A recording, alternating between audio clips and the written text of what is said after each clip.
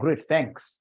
So in this case, we're looking at group account, and we've said from the beginning that a group basically is composed of two things. Whenever we talk of a group of companies, we are looking at two things. We have the parent company and a subsidiary. Parent company and a subsidiary. And we're trying to explain something very important, that as we begin, this is how we shall be looking at what here is how we shall be looking at control.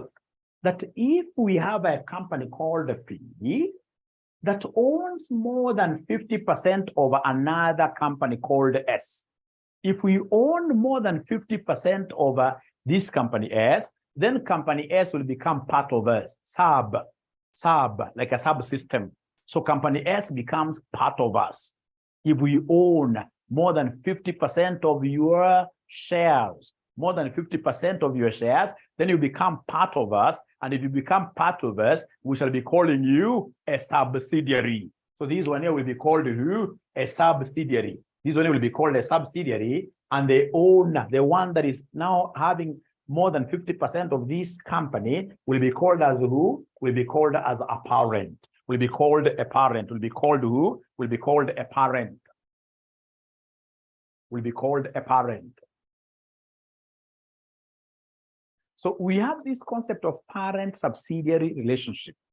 I would want you to understand me from the word go, that if I own more than 50% of a company, then it automatically means that I will be controlling the operations of this company. P will be controlling operations of the subsidiary. How? Because if we have more than 50% of your shares, normally the management of the subsidiary is put through an AGM, an annual general meeting at the end of the year. We have all the shareholders, the owners of these subsidiaries coming together, and then they make a decision like who will be the chairman of this particular subsidiary. The one who has majority shares, the majority shareholder automatically becomes who? The controller. He'll be able to select the chairman. He'll be able to elect even many other directors to great what year? To great directorship positions of this subsidiary. So generally, whenever you are the majority shareholder, you call the shots. You are in control. And if you're in control of a company, even if you don't own 100%, so long as you're in control of a company, then that company is your subsidiary. It becomes part of the group. And I would want us to get back here. I would want us to get back here for purpose of understanding. We are told here that if one company owns more than 50% of the ordinary shares of another company, this will usually give the first company control of the second company. The first company, what we are calling the parent company P, has enough voting power to appoint all the directors of the second company, called the subsidiary company. P is able to manage S as if it were merely a department of P, rather than a separate entity. In strict legal terms, P and the S will remain distinct. They're different. They're registered at the registrar of companies as different companies. But in economic substance sense, they can be regarded as a single unit. And this single unit of companies is what we shall be calling a group. Is what we shall be calling a group. Is what we shall be calling a group. Group concept. Group concept. Although from the legal point of view, every company is a separate entity. From the economic point of view, companies may not be separate. In particular, when one company owns enough shares in another company to have a majority of votes at that company's annual general meeting, the first company may appoint all the directors and decide what dividend should be paid by the second company. This degree of control enables the first company to manage, listen here, this degree of control enables the first company to manage the trading activities and the future plans of the second company as if it were merely a department of the first company. International accounting standards recognize this situation and requires a parent company to produce consolidated financial statements showing the position and results of the whole group. Results of the whole group. Ladies and gentlemen, I would want to pause there and remind ourselves that it is the prerogative of the parent company to produce consolidated financial statements. So once in this case here, you are the parent, never expect the subsidiary to, we don't consolidate from the subsidiary's perspective. We always consolidate from the parent angle, from the parent level. So it is the parent that is required by International Financial Reporting Standards 10, Standard 3, or what we call business combinations. IFRS 3 talks about business combinations. IFRS 10 talks about consolidated financial what yesterday. So from those two standards, which we shall be writing later on, ladies and gentlemen, the parent company, if you are in control of a smaller company, then automatically you have to produce what we call consolidated financial statements, also what we shall be calling group accounts. I would want to pause there for a minute and ask whether we are together. Are we together? Are we together? Are we together? Are we together? Are we together? Are we together? Are we together? Great, great, great. Thank you so much. Thank you so much. Thank you so much. Now, so group accounts. The key principle underlying group accounts is the need to reflect the economic substance of the relationship. And we are saying if P controls a subsidiary, then this entire thing circled here is what we call the group. But again, remember that P is an individual legal entity and S is an individual legal entity. But because P controls S, and therefore they form a single economic, because of the control, that we are able to get into S, that we as P are able to get into S, we are able to get into this subsidiary and help them manage their affairs. We are able to send directors here, right? And because now we are in control, then it can only be fair if we take the two as a single economic what here, as a single economic entity, Very important. The key thing is that there must be control in between, and there must be control in between. Great, great, great. So the single economic entity concept, the purpose of consolidated account is to present financial information about a parent undertaking and its subsidiary undertakings as a single economic unit. So we must present financial statements of the parent together with financial statements of subsidiaries as if the two are one thing, a single economic unit. Show the economic resources controlled by the group. Show the obligations of the group, and then show the results the group achieves with its resources. Business combinations consolidate the results and the net assets of group members so as to display the group's affairs as those of a single economic entity. As already mentioned, this conflicts with the strict legal position that each company is a distinct entity. Applying the single entity concept is a good example of the accounting principle of showing economic substance over the legal form. Legally, they are separate, but economically, they are one thing because of what here? Control. We're not writing any notes because I'll share this book with you immediately after this. Consolidated financial statements under the single economic entity. This is by far the most common form of group accounts.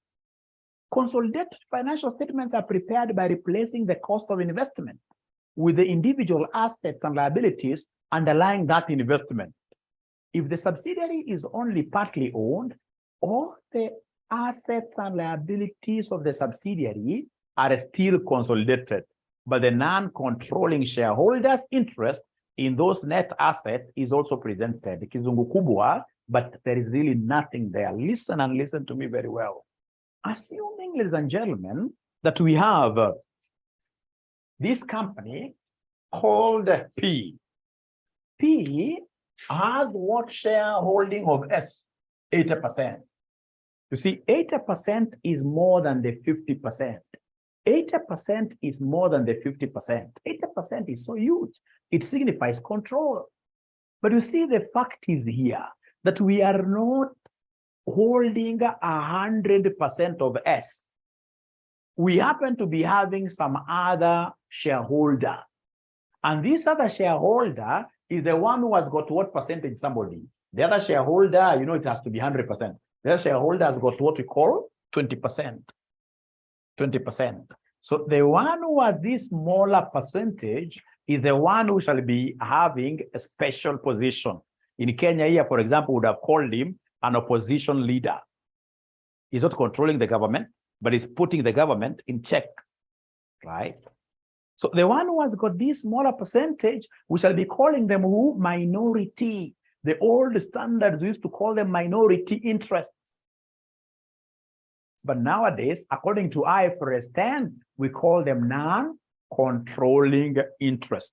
We call them non-controlling interest. So whenever we move ahead, you'll be able to see once we start tackling questions that the one who has got the parent is controlling, right? And then the other one, ladies and gentlemen, is what here is non-controlling. The other one is non-controlling. The one who has got fewer shares is non-controlling. I can see Paul raising up his hand, which is very healthy. Let me hear what Paul has to tell us, really. I think Paul has a problem with his mic. I wish somebody can type for him that he needs to get off the meeting and then he comes back the meeting afresh. Because when I look from this side, I can see he doesn't have his microphone. That's why I know he has a sound problem. He has a sound problem. He has a sound problem. He has a sound problem. You can't hear me. Great. The single economic unit concept focuses on the existence of the group as an economic unit rather than looking at only through the eyes of the dominant shareholder group. It concentrates on the resources controlled by the entity. That will mean that intra-group transactions that I told you must be eliminated. This will mean that intra-group transactions will need to be removed, meaning that no income, expenses, assets, or liabilities are included that have arisen from transactions between entities within the group. Ladies and gentlemen, please listen and listen to me very well. Please listen. I'm trying to lay the ground here. I'm trying to lay some great ground here. That if, for example, P does business with S, for example, at the end of the day, P says, hey, you know what? I sold goods worth 10 million to S. Then that sale is intra-group. This is business within the group. And anything that is intra-group must always be eliminated. Out of this sale, P will claim it has made a profit. If it makes a profit from members of the group, that profit will be termed as unrealized and it must be eliminated. For now, I don't want you to understand so much in terms of definitions, but the key thing that I would want you to pick here from this single economic entity principle, ladies and gentlemen, because we are one, we can only regard the business, to be genuine if that business is done through third parties. We sold from the group. S sold to Joshua, who is not a member here. P sold to Mary, who is not a member here. But when we do business between ourselves, for example, we transfer some receivables. We transfer, in this case here, we have, for example, like internal receivables, internal payables. Then those shall be regarded as fake and they shall be deducted. They shall be eliminated. They shall be eliminated. Great. Group financial statement. I'm still laying the ground, really. We haven't started doing anything great. I'm still laying the foundation. We are told here group financial statements could be prepared in various ways. But in normal circumstances, the best way of showing the results of a group is to imagine that all the transactions of the group had been carried out by a single equivalent entity, and to prepare a statement of financial position, a statement of profit or loss, and a statement showing other comprehensive income for that entity. Such statements are called because you're putting them together. They are called consolidated financial statements. They are called consolidated financial statements. I'm still laying this ground that to consolidate is to put together. And we shall be putting together what and what? Financial statements of the parent and the subsidiaries. We shall be putting together the income statement of parent, subsidiary, lump them together. The financial, the statement of financial position of both companies, put them together, etc. There are 3 IFRS standards within the financial reporting syllabus relevant to preparation of consolidated financial statements. 3 of them. We have IFRS 3, business combination, that was revised in January 2008. We have IFRS 10, consolidated financial statement, which was issued in May 2011. We have International Accounting Standard 28, investment in associate and joint ventures. Each company in a group prepares its own accounting record and annual financial statements in the usual way. From the individual entity financial statement, now the parent shall be required to prepare consolidated financial statements. In addition to the above accounting standards dealing with preparation of consolidated financial statements, the International Accounting Standards Board, abbreviated as the IASB, has now issued IFRS 12, disclosure of interest in other entities. So then we shall start now straight away with definitions. I told you all that I've been making, ladies and gentlemen, was just a lot of noise to lay the ground, to lay the ground. Now, are we ready to start now with definitions? Are we ready to start learning? Are we ready to start learning? Are we ready to start learning? Because I was just laying the ground, telling you that to consolidate is to put together, Telling you what a parent is, what a subsidiary is. I can see Godfrey Mwangi saying, yes, now we are ready to start the class. Great, great, great, great, great, great, great. So here we are. The good thing with this consolidation is that the bulk of your exam marks will come out of this. Actually, talk of 40%, 50% of your exam will come out of this, because you can't miss a great question of group financial statements and another question of group cash flows. Actually, the moment you understand this very well, trust you me, it's as good as having walked from a field far away. So this class is very important for you, Great. So, ladies and gentlemen, we are told here, definitions, IFRS 10, consolidated financial statement, uses the following definitions in its appendix A. A parent is an entity that controls one or more entities. So if you're controlling an entity or you're controlling many entities, then you will be a father. You will be a parent is an entity that controls one or more entities. Number 2, subsidiary. An entity that is controlled by another entity is known as who? Is known as, or rather, an entity that is controlled by another entity is known as a subsidiary. So, ladies and gentlemen, anytime they ask me to tell them anything to do with these definitions, I'll always remember the concept of my group, that it is P and S, and it can only be a parent, and this can only be a subsidiary if there is control, if there is a control. So they tell me to define what a parent is. I will tell them straight away that a parent is that company that controls others, other companies. It controls other companies known as who? Subsidiary. And a subsidiary now is this company that is being controlled. That is a puppet. It's told in this case here, go left, it goes left like that. right? By who? By the parent company. Then it will be very important for us also to understand what control is. We must understand what control is. We must understand what control is. So then, gentlemen, we are told here, control of an investee.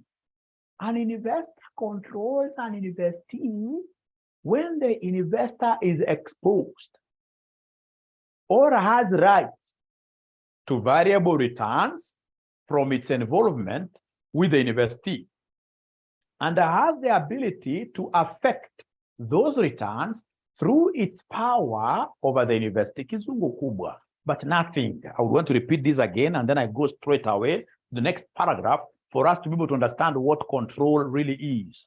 We are told an investor controls an investee, an investee, an investee when the investor is exposed or has right to variable returns, to variable returns, to variable returns from its involvement with the investee, and has the ability to affect those returns through its power over the investee. I like this. Let's continue a little bit.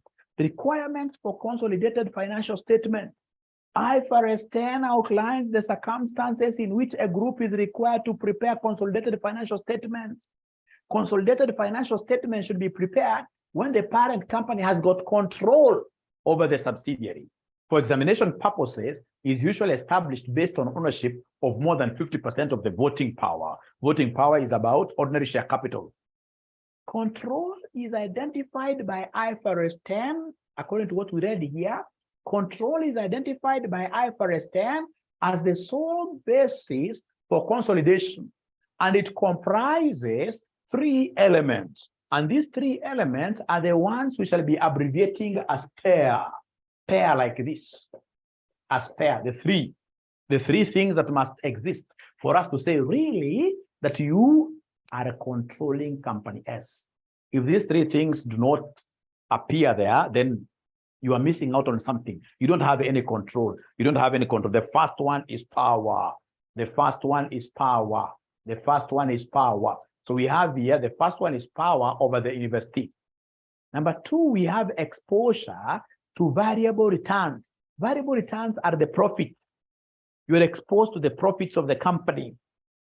And then we have now, lastly, is the ability to use this power over the investee to affect the amount of investors' what here returns. I would want, ladies and gentlemen, here to be very, very understood. For us to talk of control, there are 3 things that must always exist. That this parent company must have power to run operations of this company, right? It must be exposed to profits. It must be exposed to profit. It must be exposed to profit. Listen, like the other day, we had Kenya Airways having so many issues. And it was given a big loan by who? By this syndicated. It was given a syndicated loan by 3 banks. So you see, the bank that gave money to Kenya Airways cannot now say that even if they are able to control, even if they've got powers, they can't say that now Kenya Airways is our subsidiary. Of course, they gave quite a huge money for the bonds, a lot of money. And they were able even to influence like management, etc. But you see, at the end of the day, these banks are getting interest, which is a fixed rate of return, right? They don't have any shares. The person who has got shares is the one who is exposed to profit. Variable, you know, profit keeps on varying. Profit keeps on varying. Interest is normally fixed. If it's 10%, it's 10% of the amount you lend, right? So the first thing is that, fine, these banks were able to really like influence who is the CEO, who is the chairman of the board. They were able to, but remember, they were not exposed to profit, right? So there must be exposure to variable what here? To variable returns, exposure to profit, exposure to variable returns. And then lastly, we have the concept of ability to use this power, for example, to increase the profit. So if you are a good parent, you should be able to know that this person is a good director. Once you put this good director there, then the profit here will go up, so that you will have the concern to care for your subsidiary. If you're not caring for your subsidiaries, then automatically there is no parent-child relationship. For us to talk of consolidated group accounts being made, there must be the parent and the child. Mtoto wako hutaki kuona mtu akiguza mtoto wako. Mtoto wako hutaki kuona mtu akiguza mtoto wako. Unasikia vibaya ukianza kuona anachokozwa. Unasikia vibaya. Ukiwa mzazi, hata mimi nikiwa mzazi, kama sasa niko na msichana teenager, sasa ingine hatutaki watu wakaribia sana kwa nyumba. So in this case you must be having the powers. Powers unaambia mtoto, for example, ingawa ni mbaya, wewe kaa hata kwa nyumba. Right? Kuna exposure to variable returns. There must be exposure to variable returns, and you can only be said to have exposure to variable returns if you own some shares, if you own some ordinary shares, not preference shares, ordinary shares in this particular company. And then lastly, A, for ability to influence this variable, to use the power to, let me read this again in a way that all of us will be very comfortable. So you're saying here that control is identified by IFRS 10 as the sole basis for consolidation, and comprises the following three elements. We have here the power over the investee, exposure or rights to variable returns from its involvement with the investee, the ability to use its power over the investee to affect the amount of returns. IFRS 10 adopts a principle-based approach to determining whether or not control is exercised in a given situation, which may require the exercise of judgment. One outcome is that it should lead to more consistent judgments being made, with the consequence of greater comparability of financial reporting information. IFRS 10 states that investors should periodically consider whether control over an investee has been gained or lost, and goes on to consider that a range of circumstances may need to be considered when determining whether or not an investor has power over an investee, such as exercise of the majority of voting rights in the investee, contractual arrangements between investor and other parties holding less than 50% of the voting shares, with all other equity interests held by a numerically large, dispersed, and unconnected group.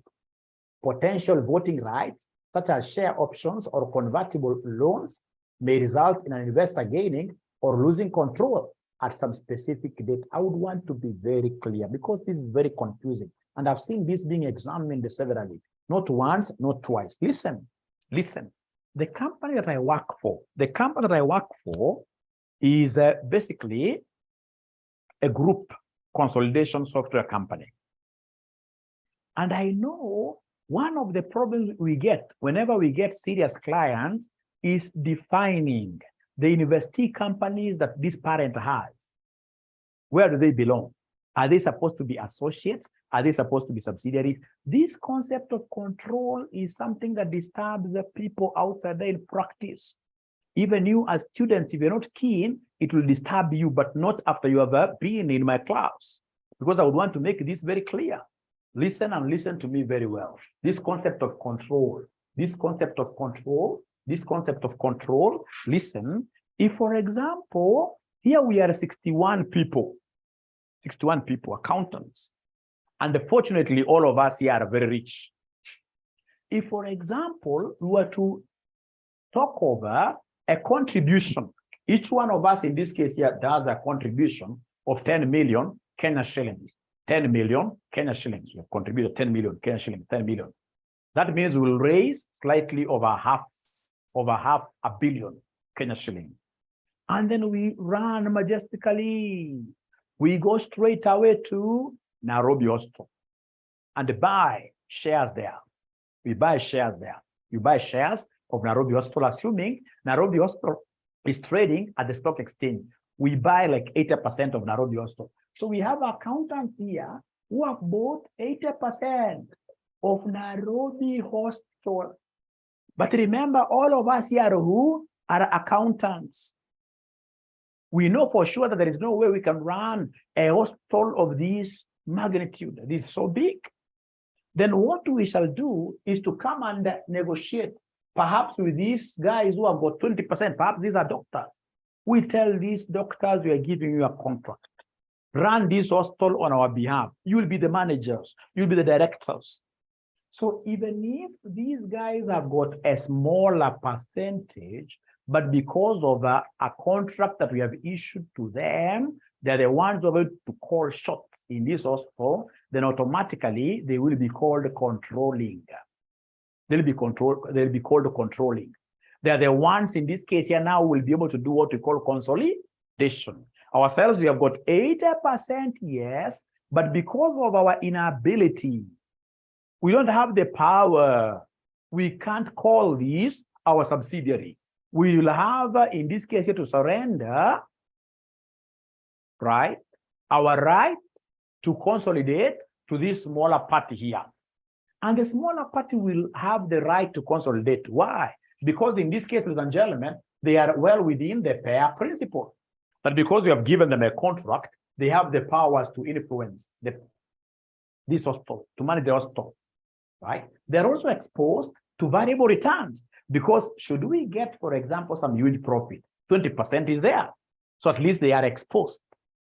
If they have zero ordinary shares, then we shall say they are not exposed. Here they have 20%. Yes, it's below 50%, but remember we have relinquished our right to them to govern this company, which now will be called a subsidiary because it is the one, it is that company which now is under their care. Every day they are reporting there, they're managing the policies, they're working with whatever there, right?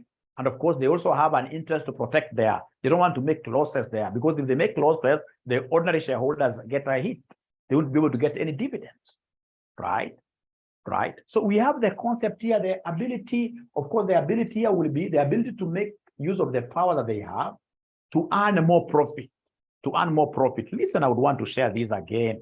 Listen, I would want to share these again. I would want to share these again. I would want to share these again. I would want to share these again. We are told here that IFRS 10 states that investors should periodically consider whether control over an investee has been gained or lost, and it goes on to consider that a range of circumstances may need to be considered when determining whether or not an investor has power over an investee. Whether or not an investor has power over an investee, such that exercise the majority of voting rights in an investee. You can only be said to have this power to exercise majority of voting rights if you have more than 50%. That is a default status. If you have more than 50%, that is the default status. And then number two, contractual arrangement between the investor, now this as arguably the parent, the one that would have been a parent company, and the other parties holding less than 50%, like the doctors who held 20% of the voting shares, with all other equity interests held by numerically large, dispersed, and unconnected water groups. So the thing is that we have contractually arranged with this person who should have been an uncontrolling interest, an uncontrolling investor, to take up our position. And then we have potential voting rights. I'll be explaining more about this. We're almost finishing this. We are told the exemption from preparation of group financials. Who is exempted? You could be having a subsidiary, but in some cases, we shall be able to do what here to exempt you. Who is exempted?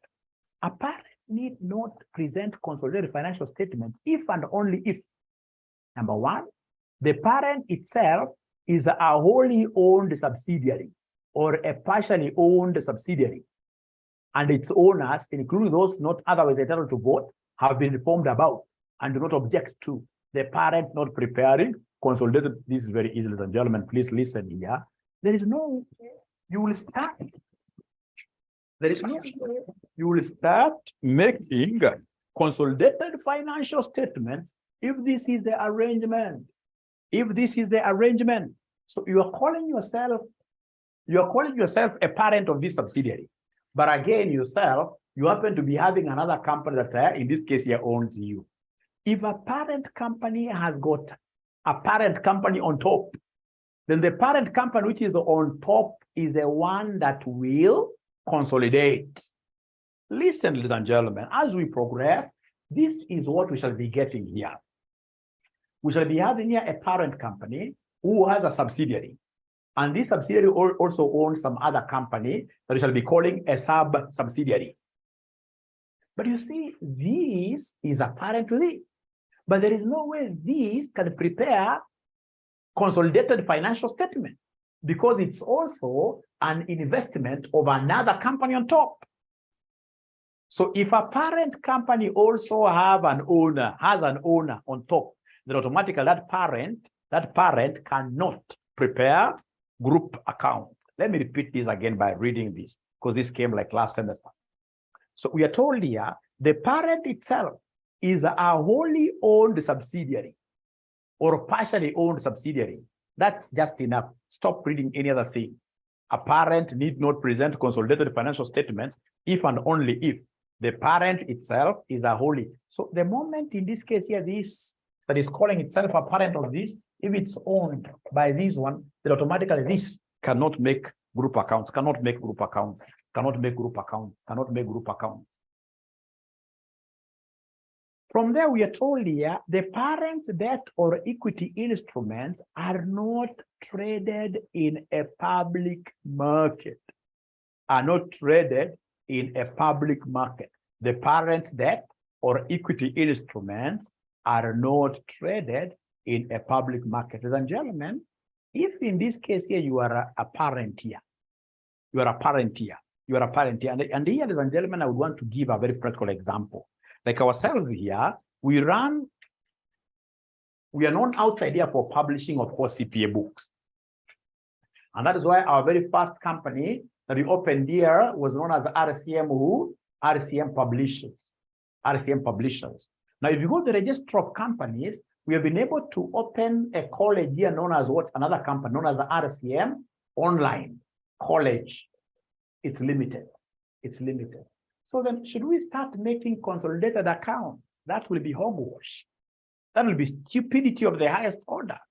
Why? Because, ladies and gentlemen, this parent does not have its shares or debt instruments like bonds selling at the stock exchange. So if you have subsidiaries and yourself, in this case here, you are not having your shares trading at the stock exchange, then you are exempt from preparing consolidated financial statements. Are we together up to there? Are we together up to there? Are we together? Please respond. Please respond. Are we together? Are we together? Great. Thank you very much. Thank you very much. Now, ladies and gentlemen, from there, the parent did not file its financial statements with a Securities Commission or other regulatory organization for purposes of issuing any class or instruments in a public market. Now, ladies and gentlemen, please remember, if, for example, RCM Publishers here wants to raise capital at the stock exchange, we have what we call private placements, where we'll get NSC looking for a private investor. So then what do we do in that case? We'll have to prepare a prospectus, which we file with who? Which we file with who? Which we file with NSC, or Capital Markets Authority. Once you start, ladies and gentlemen, the process of raising anything publicly, then you shall be required to consolidate. You shall be required to consolidate. So you could be having RCM Publishers shares not trading at the stock. Of course, that exempts us. But what if, ladies and gentlemen, even if we are not trading our shares at the stock exchange, what if we have started the process of looking for capital from the stock, from the public up? The moment you go and file your financial statement at NSC for purposes of looking for capital from NSC investors, automatically you'll be required to consolidate. So listen, and this is something that is really well within my dreams. In future, I would want my college here, and of course, this publishing entity like Longon did, would want to get into public, raising capital from the either through shares or bonds. The moment you start that process and you have filed, you've reached that stage where you file your prospectus with the stock exchange, then automatically you must consolidate, because now the republic, or rather the public, would want to know the group status. The group status. Would want to know the group status. Would want to know the group status. Great. So here we are, ladies and gentlemen. We are saying here the ultimate parent company produces consolidated financial statements that comply with the IFRS standard and are available for public use. For public use, the ultimate parent company produces consolidated financial statements that comply with the IFRS standards and are available for public use. I would want to explain this very well. So here you are. For example, you are this company, or even you are this company here. If in this case you are aware that you have some ultimate parent somewhere, some ultimate parent company somewhere that is producing financial statements, group consolidated financial statements, which of course are compliant with the IFRS, then you don't have to bother. You are exempted, even if you have your own children. So long as there is an ultimate parent company somewhere that is making this group account, then automatically you are what here? You are exempt. Automatically you are exempt. Those are 4 points, which in this case here gives you an exemption status, but I'm so sure we shall not be able to remember all of them. But I would want a good student to tell me only 2 points when in this case here, this subsidiary, or rather when this parent company is exempt from producing consolidated financial statements. Could you just give me 2 points that you're able to record, because I'm so sure you weren't writing? Only 2 reasons that can make you to be exempted. Like Nimrod says, not listed with the NSC. Nimrod, I'm telling you, if we were together like this in some classroom, I would have given you 1,000 bob. You're a good student. I would have given you 1,000 bob straight away, but not because of distance, you know. Because of distance, you know, you can't get that gift.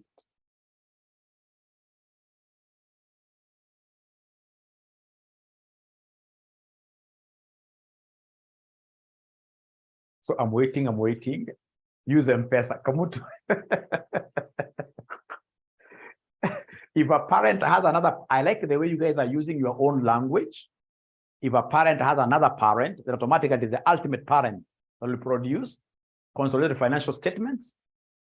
I like that.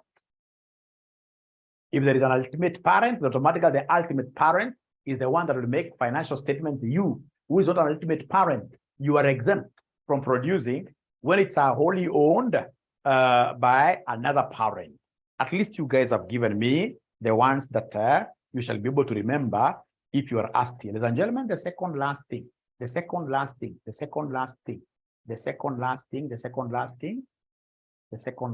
for today.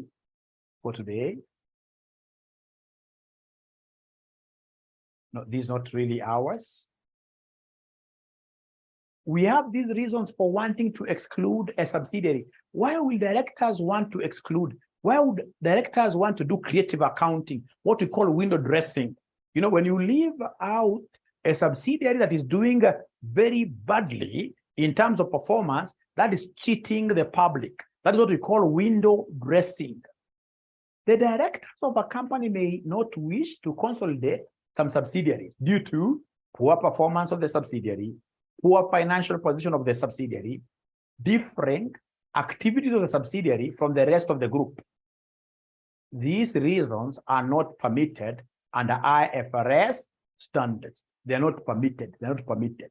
Now, ladies and gentlemen, what I would want to do is to take you straight away to an exam. And now here, I should be able to give a present. There are 4 questions. Anybody will be able to get these 4 questions correctly. They are multiple choice. We give them 500 shillings through M-Pesa. So you read and then you write your answers like 1A, 1, 2B, like that. So we start with the first one. Which of the following definitions is not included within the definition of control per IFRS 10? Having power over the university, having exposure or rights to variable returns from its investment with the investee. Having the majority of shares in the investee. D, having the ability to use its power over the investee to affect the amount of the investor's returns. So which one of the following is not included within the definition of control by IFRS terms? Please say one, whatever. And then we go to number 2. And then we see the one will be able to get all 4 correct. All 4 correct, we give them a reward. We give them a reward. We give them a reward. We give them a reward. We give them a reward. Thank you very much. So then let's go to number 2 now straight away. Let's go to number 2 straight away. Number 2 straight away. Number 2 straight away. So number 2, which of the following situations is unlikely to represent control over an investee? Unlikely to represent control over an investee. Owning 55% and being able to elect 4 of the 7 directors. Owning 51%, but the Constitution requires that decisions need the unanimous consent of shareholders. C, having currently exercisable options, which would take the shareholding of the company to 55%.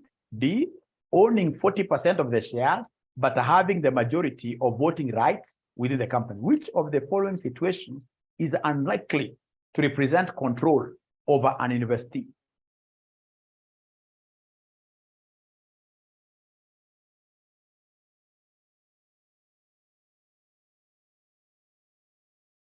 We shall mark, we shall mark, we shall mark, we shall mark together, we shall mark together, we shall mark together, we shall mark together, we shall mark together, we shall mark together. Thank you very much. I can see 17 charts on the same, 500 gone. Which of the following is not a condition which must be met for the parent to be exempt from producing consolidated financial statements? Which of the following, you know, as you see, they ask things in the opposite way, right? Which of the following is not a condition which must be met for the parent to be exempt from producing consolidated financial statements? A, the activities of the subsidiary are significantly different to the rest of the group, and to consolidate them would prejudice the overall group position. B, the ultimate parent company produces consolidated financial statements that complies with the IFRS standard and are publicly available. C, the parent debt or equity instruments are not traded in a public market. D, lastly, the parent itself is a wholly owned subsidiary or a partially owned subsidiary whose owners do not object to the parent not producing consolidated financial statement. So please guess there. Give me the correct answer. Of course, you guys are not guessing. You're not guessing, of course. Give me the correct answer there. It's not a condition which must be met.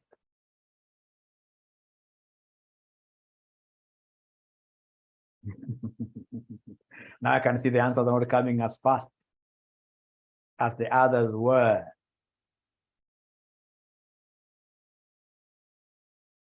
So have they finished giving me the answer? Have they finished? Please ensure that you're writing your numbers. Ensure that you're writing. If you're not writing your numbers, you're disqualified. You must say, for example, like I'm saying there, 3A, 3A, 3A. And then 4, which of the following statements regarding consolidated financial statements is correct? Correct. For consolidation, it may be acceptable to use financial statements of the subsidiary if the year end differs from the parent by 2 months. For consolidation, all companies within the group must have the same year end. Unfortunately, we skipped the coterminous years, but let's see somebody who is lucky. All companies within a group must have the same accounting policy in the individual financial statements. D, only 100% subsidiaries need to be consolidated. Which of the following statements regarding consolidated financial statements is correct?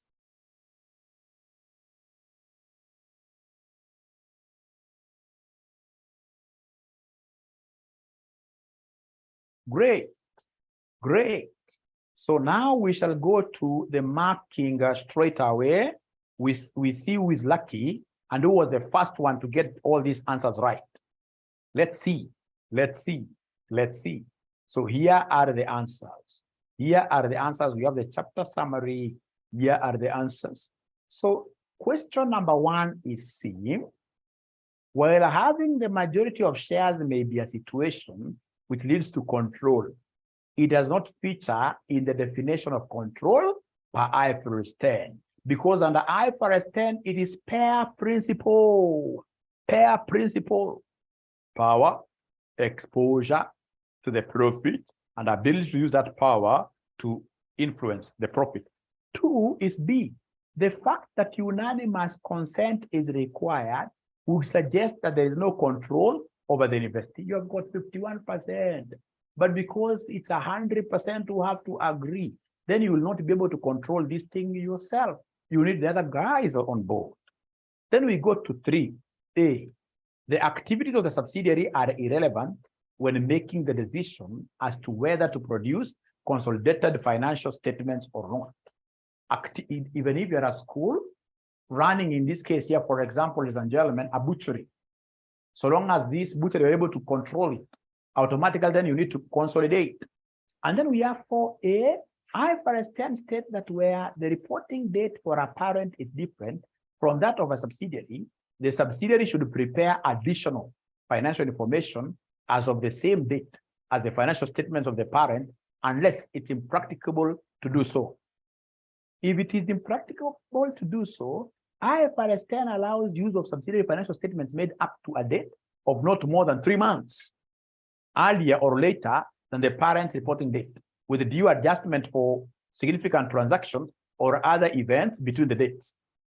The companies do not have to have the same policies in the individual financial statements, but adjustments will be made to prepare the consolidated financial statement using the group policies. All subsidiaries need not to be consolidated, not just 100% owned subsidiaries. You don't have to consolidate, or we have those exemptions, remember. So now I would want to know who was the first student to get all 4. And please don't cheat. Please don't cheat. Tell us in this case here, who was the first student to get all the 4. Please don't cheat, because we'll go back. We'll go back up there. We'll go back up there. We'll go back up there. So if you know that you got all the answers correct, say me, and then I'll be able to direct what next is to be done. What next is to be done? What next is to be done? It's like there is nobody who got all 4 correct. It's like there is nobody who got all 4. All 4. It's like there is nobody. You know, the good thing is that we have evidence. We have evidence up there. We have evidence up there. We have evidence up there. We have evidence up there. We have evidence up there. Is there anybody really? Be very honest, Peter. Is there anybody really who got the 4 of them? Be very honest. Be very honest, because accountants must go to heaven. Accountants must go to heaven. Accountants must go to heaven. So is there somebody who is able to confirm for me whether Peter, whether I'll do that, Savula? I would want to see, Imeenda. So Peter, was Peter able to get those 4? Perhaps what we could do, because Peter is the only one who has taken in this case here that initiative of saying yes, hata kama tudanganya, tupatie namba, tupatie lunch Peter.